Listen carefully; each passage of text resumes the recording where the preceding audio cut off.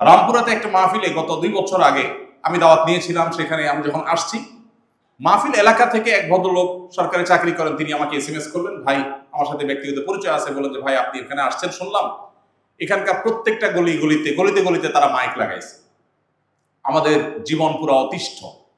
তো আমি পরে কর্তৃপক্ষকে বললাম, ভাই আপনাদের মাহফিলের উদ্দেশ্যে আমি বের হয়েছিলাম বাসা থেকে, তো যেহেতু আপনারা চুক্তি ভঙ্গ করেছেন তো মাহফিলে আমি যাচ্ছি না, আমি কিন্তু ব্যাক করছি। তো তারা বলছে, না না হুজুর আপনি আসেন, আমরা মাইক সব করবো। আমি যাচ্ছি না, যেহেতু আপনারা চুক্তি লঙ্ঘন করছেন, আমি ব্যাক করছি। তো পরে তারা যখন সব খুলছে, আবার আমি ভেরিফাই করলাম হ্যাঁ সব খুলেছে তারা, তারপর আমি সেখানে ব্যাক করেছি। তো আমাদের দেশে এই সংস্কার হওয়া দরকার।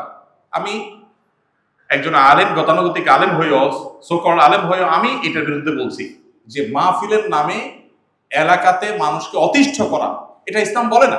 তবে হ্যাঁ, গ্রামে গঞ্জের কোনো কোনো জায়গায় ওয়াজ মাহফিলে আপনারা জানেন যে এলাকাতে ওয়াজ মাহফিল যখন হয়, ওই গ্রামের মেয়েরা তাদের শ্বশুরবাড়ি থেকে বাপের বাড়িতে চলে আসেন, তারা শুধুমাত্র মাহফিলকে কেন্দ্র করে, মাহফিল শোনার জন্য পুরো গ্রামের মানুষ প্রস্তুত হয়ে যায়।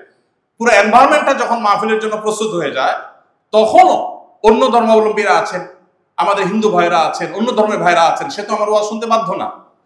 অতএব তাদের দিকটা খেয়াল করা উচিত, যাতে কোনোভাবে আমাদের শব্দ তাদের কষ্টের কারণ না হয়। ইসলাম এটাই। কোরআনে কারীমের তেলাওয়াতের আওয়াজ, এটাও যদি কোনো কক্ষে থাকা কোনো মানুষের কষ্টের কারণ হয়, তার ডিস্টার্বের কারণ হয়, ইসলাম পরিষ্কারভাবে সেটাকেও নিষেধ করে। ইসলামের চাইতে যৌক্তিক কোন জীবন দর্শন পৃথিবীর আপনি কোথাও খুঁজে পাবেন না। দেখুন, আপনি গানের মধ্যে বুঁদ হয়ে আছেন, ইসলামী দণ্ডবিধিতে কেউ গান শুনলে তার জন্য কোনো শাস্তির বিধান নাই। আল্লাহ তাআলার কাছে কিয়ামতের সে জবাবদিহি করবে। দুনিয়াতে কোনো ইসলামী দণ্ডবিধিতে কোনো বিধান রাখা হয়নি, তার মানে তার স্বাধীনতা হিসেবে রাখা হয়েছে। সে যদি নিজে গুনাহের এই কাজকে বাছাই করে নেয়, কিয়ামতের ময়দানে আল্লাহ তাআলাকে শাস্তি দিবেন। দুনিয়াতে তার জন্য কোনো দণ্ডবিধির শাস্তি রাখা হয়নি। কিন্তু তার গানের আওয়াজ যদি আরেকজনের কষ্টের কারণ হয়, তাহলে এটা যে একটি অন্যায় কাজ, এটা যে একটা অপরাধমূলক কাজ, এটা বোঝার জন্য আমার মনে হয় পণ্ডিত হওয়ার প্রয়োজন নেই। শুধু মুসলিম কেন, মুসলিম হওয়ারও প্রয়োজন নাই, শুধু বিবেক সম্পন্ন মানুষ হয়ে যথেষ্ট। নিজের বিবেককে খরচ করলে বুঝে আসে যে আমার গানের আওয়াজ আরেকজনের, যিনি গান শুনতে চাচ্ছেন না, তাকে অতিষ্ঠ করছে, তাকে কষ্ট দিচ্ছে, তাকে বিরক্ত করছে, তাকে ডিস্টার্ব করছে, এটা যে একটা অন্যায় কাজ, এটা বোঝার জন্য শুধু সেন্স বা বিবেক থাকে যথেষ্ট। অতএব আমি আশা করব যে আপনারা নতুন বাংলাদেশে অন্তত এই অনাচার বন্ধের জন্য উদ্যোগ নেবেন, এবং কেউ গান শুনতে চাইলে সেটা তার ব্যক্তিগত ব্যাপার। কিছু মানুষ গান শুনতে চাচ্ছে বা করছে, এটা তাদের ব্যাপার, তারা আল্লাহর সাথে বুঝবে। কিন্তু আমি গান শুনতে চাচ্ছি না, আমার রুমেও বসে বসে আমাকে গান শুনতে বাধ্য করা হবে, এটা নিশ্চয়ই অবিচার। এটা অবিচার, চেষ্টা বোঝার জন্য আমাদের এই কমন সেন্সই যথেষ্ট। অতএব এই জিনিসটা বন্ধ হওয়া দরকার। আমি অবাক হই যখন আমাদের তরুণ, শিক্ষিত তরুণরা কোনো বিবাহের অনুষ্ঠানকে কেন্দ্র করে এরকম গানের আওয়াজে পুরো এলাকাকে অতিষ্ঠ করে। আমার জীবনে বহুবার এমন হয়েছে যে আমি বের হয়ে মহল্লাতে এরকম গানের অনুষ্ঠানে গিয়ে সেটা থামিয়েছি। বহুবার হয়েছে, যেখানে তারা গানের আয়োজন করে সেখানে গেলে একজন মানুষ হয়তো নামাজি কালাম, আল্লাহর ভয়ও আছে, তিনিও এই বাদ্যযন্ত্রের ব্যবহারে বিকট আওয়াজে আশেপাশে মানুষকে অতিষ্ঠ করে ফেলছেন তার বিয়ে উপলক্ষে। দেখা গেল তাকে গিয়ে যখন ধরলাম, ভাই আপনার বিয়ে উপলক্ষে এলাকার মানুষকে এরকম আপনি অতিষ্ঠ করছেন, আপনার মনে অনেক খুশি, আপনি গান গাচ্ছেন, লাফাচ্ছেন, আরো কিছু করেন, আল্লাহর সাথে আপনি বুঝে বেড়ান, কিন্তু আপনি আমাকে তো বাধ্য করতে পারেন না, আমার এখন ঘুমাতে ইচ্ছা করছে, আমার এখন ঘুমানোর প্রয়োজন, আমি এখন ইবাদত বন্দেগী করবো। কেউ হয়তো মানসিকভাবে যন্ত্রণায় আছেন, কষ্টে আছেন, আপনি তাকেও আপনার ফুর্তিটা তার উপরে চাপাই দিচ্ছেন, এই অধিকার আপনাকে তো কেউ দেয়নি। তখন বেশিরভাগ লোক বলে, ভাই আসলে আমি নিজে এটা চাই না, তো কে চায়?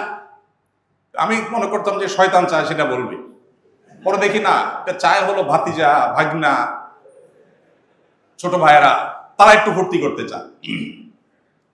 তো আমরা সামাজিকতার নাম দিয়ে চিন্তা করি যে বিয়ে তো জীবনে একবারই করব, ফাঁসা না গিয়ে থাকলে তো আর দ্বিতীয়বার সুযোগ হবে না। সো ভাতিজা ভাগিনার চাহিদাগুলো আমরা পূরণ করি, এবং করতে গিয়ে ঢাকা শহরে এরকম বিয়ে কয়টা হয় আমার জানা নাই যে বিয়েতে এলাকাবাসীকে অতিষ্ঠ করা হয় না গানের আওয়াজে।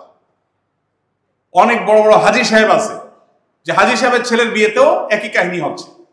আমার মনে হয় আমরা যে নতুন বাংলাদেশে সংস্কার কার্যক্রম চালাচ্ছি, সেখানে এই সংস্কার হওয়া উচিত যে কারোর আওয়াজে অন্য কারো ডিস্টার্ব যেন না হয়। আমাদের নবী করিম সাল্লাল্লাহু আলাইহি ওয়াসাল্লাম মসজিদে নববীতে এক ভদ্রলোক, একজন ব্যক্তি, তিনি তেলাওয়াত করছিলেন কোরআনে কারীমের, একটু জোরে তেলাওয়াত করছিলেন, মাইকে না, মাইক তো তখন ছিল না, একটু জোরে তেলাওয়াত করছিলেন।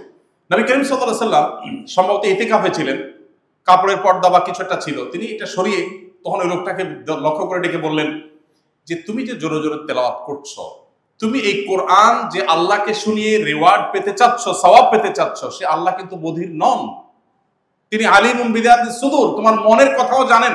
তাহলে সেক্ষেত্রে তুমি কেন এত আওয়াজ দিয়ে পড়তে হবে যেখানে মসজিদে অন্যান্যদের ইবাদতের ডিস্টার্ব হচ্ছে? যেখানে মসজিদের মধ্যে একটু জোরে কোরআনে কারীমের তেলাওয়াত করতে গেছে নবী করিম সাল্লাল্লাহু আলাইহি ওয়াসাল্লাম সেটাকে বাধা দিয়েছেন, সেখানে কোনো যুক্তিতে কোনো শব্দের আওয়াজে আশেপাশে মানুষকে বিরক্ত করা, ডিস্টার্ব করা, এটা কখনো গ্রহণযোগ্য হতে পারে না। আমরা মাইক এর ব্যবহার, তারপরে যে গাড়ির যে হর্ন, এগুলোর যে অপব্যবহার, এগুলো দিয়ে আমাদের সমাজকে আমরা অতিষ্ঠ করছি নানাভাবে। এই ব্যাপারে বোধহয় আমাদের সংস্কারের মানসিকতা থাকা দরকার। যে কোনো অনুষ্ঠানে যদি কেউ গান শুনতে চায়, এটা তার একান্ত ব্যক্তিগত ব্যাপার, কিন্তু তিনি কোনোভাবেই অন্য কাউকে অতিষ্ঠ করতে পারেন না। একই কথা ওয়াজ মাহফিলের জন্য প্রযোজ্য, একই কথা কোরআনে কারীমের তেলাওয়াতের জন্য প্রযোজ্য। আমাদের দেশে অনেক রাজনৈতিক অনুষ্ঠানে আপনারা দেখেন যে হুজুর ভাড়া করে ঢাকার মতো জায়গায়, জনবহুল জায়গায় বড় বড় মাইক লাগায় কোরআনে কারীমের তেলাওয়াত করা হয় সকাল থেকে সন্ধ্যা পর্যন্ত। এই তেলাওয়াতে সওয়াব হবে না, বরং গুনাহ হবে নিশ্চিত। কোনো আলেম দ্বিমত করবার কোনো সুযোগ নেই। এজন্য মানুষকে অতিষ্ঠ করার এই জায়গাতে আমাদের বেরিয়ে আসতে হবে।